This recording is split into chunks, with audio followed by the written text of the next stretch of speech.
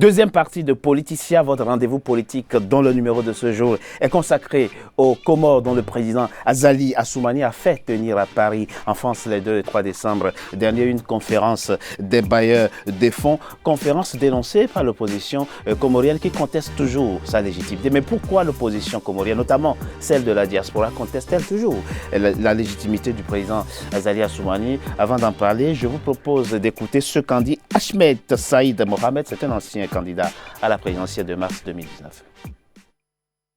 Azali a déjà organisé une telle conférence et que cette conférence n'a abouti qu'à des promesses et en réalité c'était une conférence pour dire est-ce que tu m'as vu, au lieu de dire c'est une conférence qui doit rapporter des fonds. Dans certains pays on organise cette conférence une fois dans la vie d'un État. Au Comores nous en sommes à la 3e. Donc ceux qui sont en train de parler d'un événement d'une importance capitale, moi j'ai envie de dire, et je pense que c'est l'avis de toutes ces personnes qui sont ici, c'est tout simplement un moyen, une vitrine qu'Azali veut se donner. Il n'a pas de légitimité nationale, il veut se donner une légitimité internationale et il croit qu'il va transporter une fausse légitimité internationale dans le pays pour obtenir une légitimité nationale. Ce n'est pas comme ça que ça marche. Le président Azali Assoumani des Comores n'aurait pas de légitimité nationale et chercherait une légitimité internationale par le truchement de la table ronde de Paris. Qu'est-ce qui compromet la légitimité au fond, véritablement, au-delà des questions politiciennes? Qu'est-ce qui concrètement, légalement, formellement, institutionnellement met en cause la légitimité du président Azali Assoumani? On revient tout à l'heure sur la question des chiffres. Très bien. Donc un chef d'État, c'est une personne qui est élue, qui tire sa légitimité du peuple.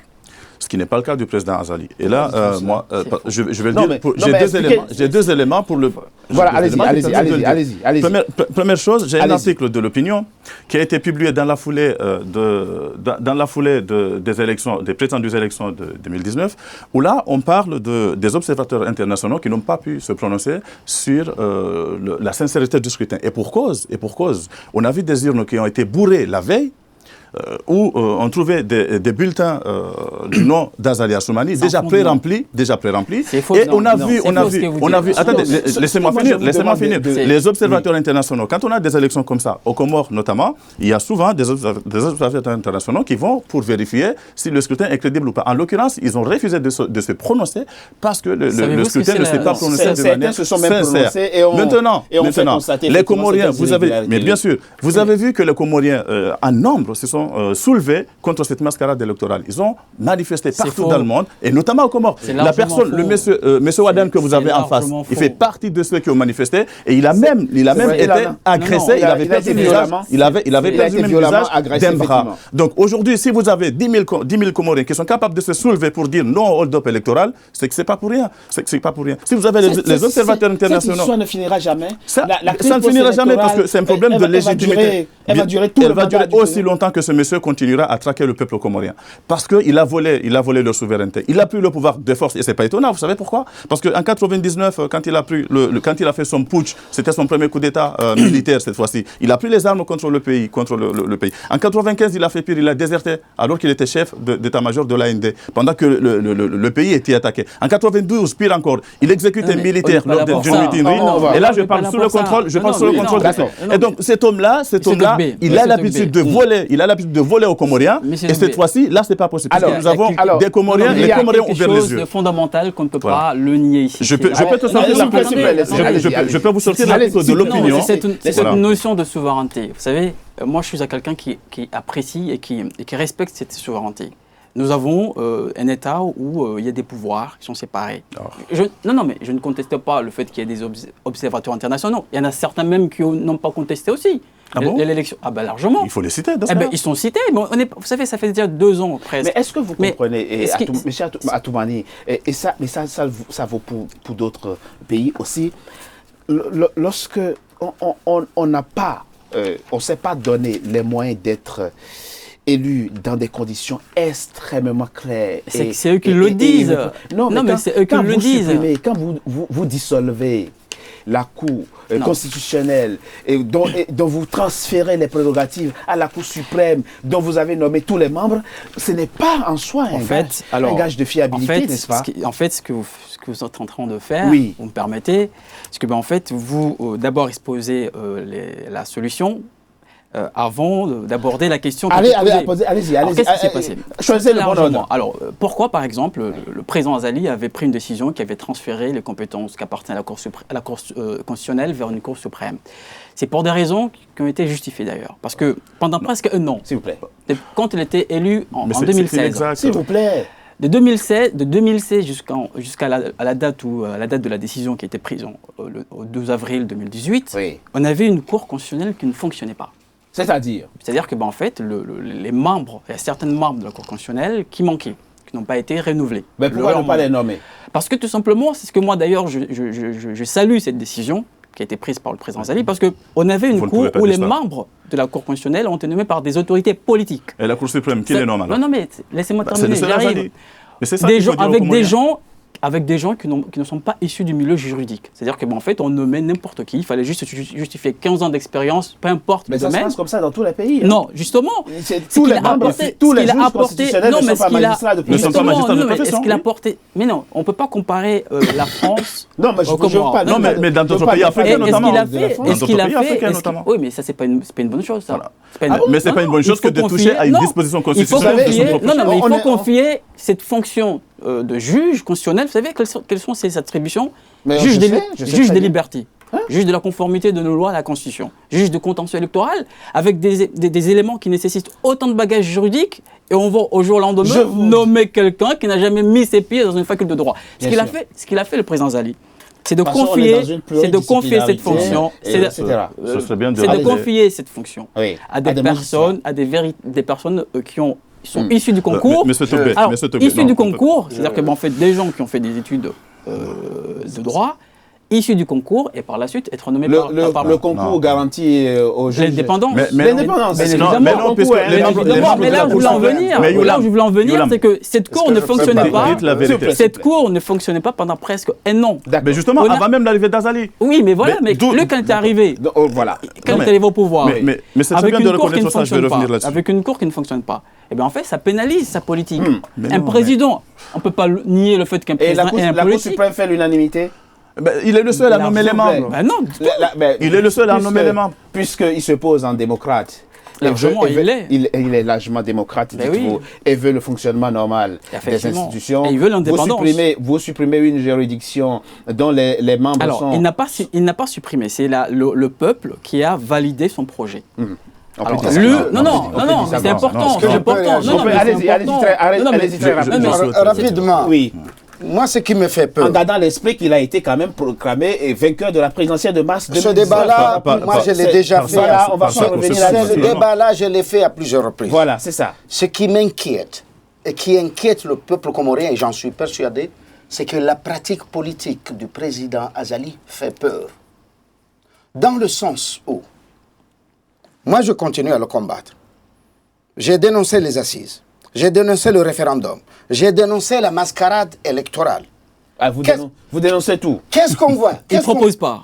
Si, si. Ah ben non, on n'a pas encore vu vos projets. Montre-nous. Mon cher, voyez mes propositions. Montrez-nous. Voyez, à la veille des assises. C'est un constat. À la veille des assises. Ce journal est interdit. Hein. Oui, non, ça, c'est notre journal. Il est interdit. Il est interdit. Je vous lis régulièrement, le ministre de l'Intérieur a fait une saisie de 4000 exemplaires de ce journal. C'est un constat. Vous faites des constats. Donc, je voudrais terminer ma phrase. Je voudrais terminer ma phrase. Allez-y.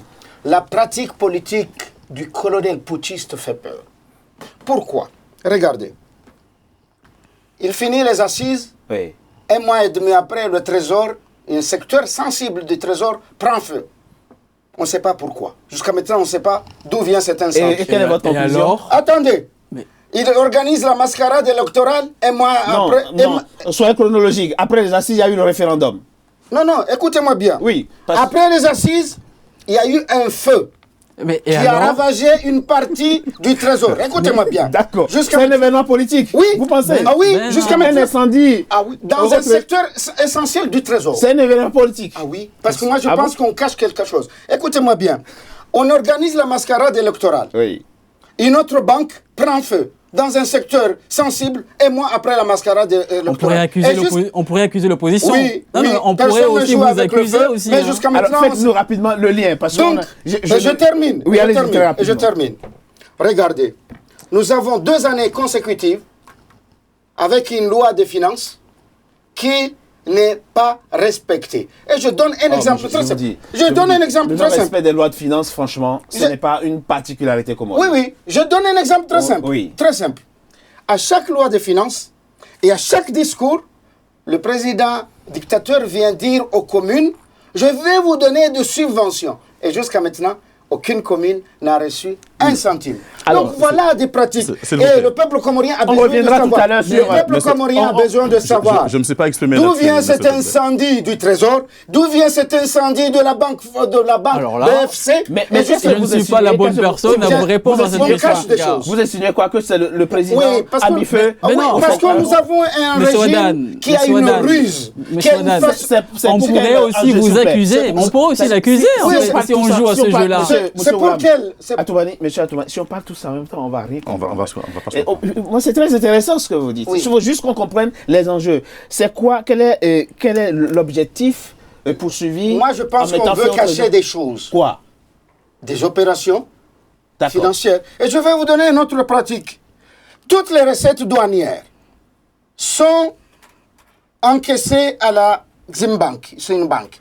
Sous contrôle de qui? Du fils du dictateur. Alors que le directeur de douane, il le contrôle à 100%. Et les recettes sont versées à l'Eximbank et c'est un compte sous contrôle du fils du dictateur. Donc je peux multiplier dessus de façon pour vous démontrer que la gouvernance du président Azali Assoumani, c'est la pratique politique. C'est la pratique politique. Ce qui est intéressant, il faut retenir... Juste répondre à la contre-vérité de la part de là. On va évoluer, on va pas... Voilà, on va évoluer. Ce qui est intéressant et qui tranche avec ce débat infini de crise post-électorale, c'est que lui dit, l'élection c'est fini. C'est passé, on passe à autre chose. Il faut maintenant avoir une critique lucide, poser un regard critique et lucide sur la gouvernance du président Azali. Ça, on reviendra tout à l'heure là-dessus. Revenons à la question de la conférence des bailleurs de fonds qui, encore une fois, a permis à votre pays, pas au président, mais à votre pays, de mobiliser plus de 4 milliards d'euros d'engagement. Le président dit, je mettrai en place un conseil présidentiel de suivi à la fois pour mieux orienter les investissements, mais pour veiller à ce que tout soit transparent. C'est quelque chose que vous saluez? Non, sûrement pas. Laissez-moi vous répondre, mais s'il vous plaît, on parle là des Comoriens et je ne peux pas admettre qu'un juriste comme de l'Akabi de Ilham Assoumani se permette d'interpréter à sa guise les textes. Nous avons, c'est par rapport à la Cour constitutionnelle. Parce que je répondrai, mais franchement, autant qu'on remette les choses en clair. Il a interprété l'article 12-3 de la Constitution de 2001, qui dit, oui, mais on sait lire. Allez-y, très rapidement. Qui dit que le président effectivement peut toucher à une disposition constitutionnelle, prendre des mesures exceptionnelles, mais à condition que les institutions de l'État soient en danger de manière grave et immédiate. À l'évidence, ce n'était pas immédiat puisque ça datait d'avant son élection. Donc, il a transféré les compétences de la Cour constitutionnelle à la Cour suprême. Pourquoi? Parce qu'il est le seul à en nommer les membres. S'agissant de la conférence des partenaires au développement, cette conférence est une aberration pour différentes raisons. Est-ce que vous savez, et après je vous réponds sur le fond, est-ce que vous savez que rien que le logo de la conférence est un plagiat? L'artiste qui a fait ce logo a plagié. Non, mais pour vous dire, il a été payé 1 000 €, sorti de l'argent de contribuable. Maintenant, pourquoi je ne crois pas? Vous comprenez que moi je ne vais pas en faire une émission. Bien sûr, mais je vous réponds. Ok, allez-y. Vous m'empêchez de répondre. Alors, pour finir à cette conférence, vous savez pourquoi je parle d'enfumage, s'il vous plaît? Oui, moi je parle d'enfumage. Vous savez pourquoi? Parce qu'aujourd'hui, les 4 milliards d'euros qu'on a promis au président Azali, en fait, ce sont des promesses qu'on n'a pas encore données et dont on n'est pas sûr que ça soit donné. Et puis surtout, c'est sous forme de prêt. Donc moi, j'ai pas envie aujourd'hui, je vous le dis, je vous le dis honnêtement, et il y a même un bailleur plutôt qui m'a fait rire, qui dit, écoutez, moi je vais sortir de l'argent, mais à condition que l'État comorien achète c'est bien à chaque fois qu'il a des importations colossales à faire chez moi. Et donc, moi, j'ai pas envie, je vais vous dire ça honnêtement, j'ai pas envie qu'aujourd'hui, mes bêtises soient un fardeau pour mes enfants de demain. C'est pour ça que vous pensez que le président brade l'économie de votre pays. Mais il joue avec l'argent, il joue avec l'argent du contribuable comorien. C'est pas moi qui le dis, c'est le gouverneur, c'est la gouverneure qui lui-même a nommé, qui dit qu'Azali Assoumani a volé 40 millions d'euros. Qui met en place un conseil présidentiel de suivi et ne vous rassure pas. Non, parce que vous pensez qu'on est toujours dans la dilapidation de l'économie comorienne. Vous savez pourquoi? À ce jour, je ne sais pas. Je n'ai pas vu ces chiffres. Si Youlam les a, je vais les avoir. Je ne sais pas combien la conférence de Paris a coûté aux contribuables comoriens. C'était transparent. Je ne le sais pas. Moi, je ne le sais pas. Dis-moi, combien ça a coûté aux Comoriens? Combien cela a coûté aux Comoriens? À peu près 1 million. À peu près 1 million. À peu près 1 million. Ok. Ce million d'euros. Ce million d'euros. 1 million d'euros, vous êtes sûr? Admettons 1 million d'euros. Ce million d'euros. Enfin, 800 000. Ce million d'euros a été puisé. 1 million d'euros pour ce million d'euros a été récolté combien? Cet argent.